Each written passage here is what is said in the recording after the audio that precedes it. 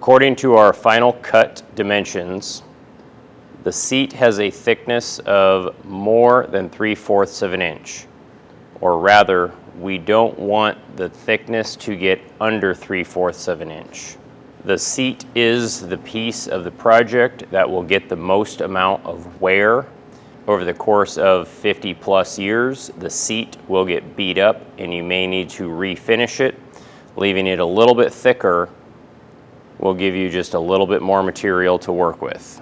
So our objective at this stage is to plane off as little material as possible, just so we have a nice, smooth, finished surface.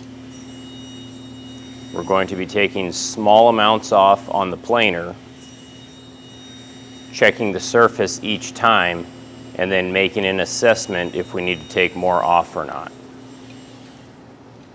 I was able to end with a thickness of about 0.84 inches.